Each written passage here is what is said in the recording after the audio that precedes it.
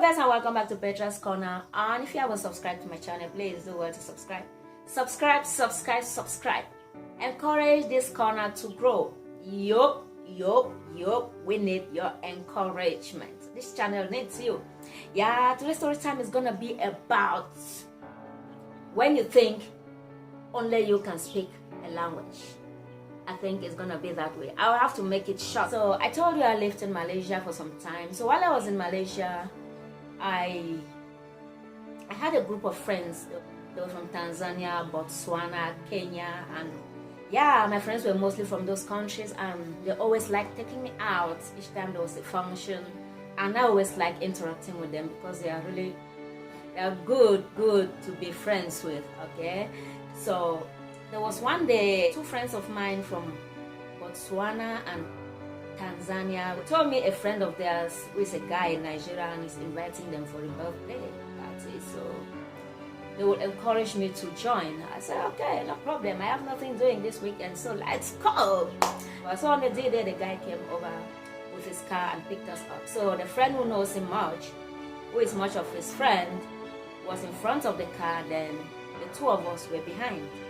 Okay, so we're four in total. So it was actually spaced. We're happy that we're not many. Okay, I mean, we're sitting on each side of the car. There was space for us to breathe. We're feeling free. Then suddenly this Nigerian guy who has the car, who invited us, asked us to excuse him. He wants to pick up somebody here, and we were just thinking it's a guy. Then suddenly he called, a lady started coming, and my friends, actually the other one from Botswana can also speak a bit of Swahili. She actually understands, okay? Then the one from Tanzania, of course, she's an expert in Swahili. So they always try to interact in Swahili. Though I don't speak, I try to get a knowledge of what they are saying. It's a beautiful language, I love it, and I really wish to speak it. So I could just get what they were saying. So when the lady started coming, the lady was really chubby. Then we were tiny. I've added a lot of weight now. Then I used to be really tiny, and so they started like making comments in Swahili like, oh, she's too fat. Look at that. She's going to occupy the space. And when the girl came, I think the girl was smart enough to have known we were saying some things crazy, little about her.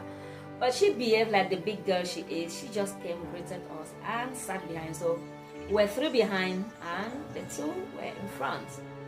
Then from time to time, the lady in front will make a comment in Swahili like, good luck behind there. You're gonna die of heat. La, according to her, the girl coming has taken all our space. So that was it. So they kept making something. She would say something, and a friend also will respond, gossiping this girl in Swahili. And when the girl came, whatever, let me tell you something that we mostly think while in Malaysia. When we see blacks, we mostly think they are from Nigeria. We never consider they are like from other parts of Africa. We first of all think they're from Nigeria. And considering the guy picking her up was actually a Nigerian, but we just thought she was also a Nigerian. So they kept saying, making some slangs about her in Swahili.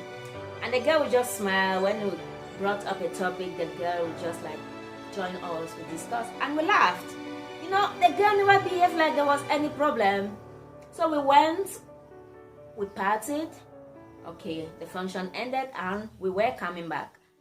And we're talking about function, how it all went. Then we were already a little acquainted to the girl because she really flowed with us. She really went along with us. She really tagged along with us. She didn't act like anything was funny. She didn't act like she noticed anything was happening, okay? So while we're coming, we're talking about where we're living, and the girl knows the place. So even though the girl was the last person to be picked, she was still the last to be dropped according to the way the roads were. So the girl knew we were going to be dropped before her. About 10 minutes before we dropped, she was like, we've just been talking. We never even got to know each other. She was saying all this in English. What's your name? And I was saying, I'm Petra, I'm from Cameroon. And my friend was like, I'm Linda, I'm from Tanzania. And then I was like, I'm Brenda, I'm from Botswana. We were just talking and laughing. And the girl was like, the girl turned to us and looked at the three of us, and she was like, Gina Lango Ni Ella. I mean, that is Swahili to mean She is Ella. She even went ahead to tell us she is from Kenya, still in Swahili. I mean, the Swahili was really clear. It's not like she was learning. I was like Nairobi, or she was like Mombasa. And it means this girl all along, everything that was said about her, she was getting, but she never retaliated. I mean, I was even in a better position because I was not gossiping, though I was laughing. But my other friends were speechless, okay?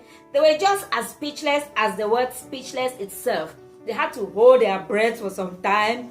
Good thing, before we could end the introduction, it was just about 1 minute left for us to drop from the car. And as soon as the guy dropped us, we just said, Ella, see you. It was a pleasure having you in. Of course, it wasn't a pleasure.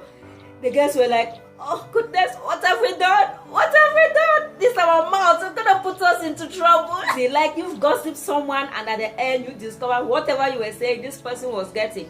How will you feel? But that was just the case with us and Ella. And Ella did not even like retaliate still. And when we were dropping, she said, see you next time. She was expecting to see us. I think she was expecting to see our reactions next time we meet her. Yeah, so that was it. Never you think, wherever you find yourself, you are the only one who can understand a particular language. There are many people who can. No, try to ask questions. Yeah, even if you ask questions, you might not be giving the right answers. Be very careful the way you run your tongue. Let's be very careful the way we run our tongues. Gossiping people in our languages. That's not the last time that has happened to me. Even in my own very country, it has happened to me. But that will come up in the next story time. Please, if you expect to see more of these stories or to hear more of these stories, don't forget to subscribe and also write on the comment section.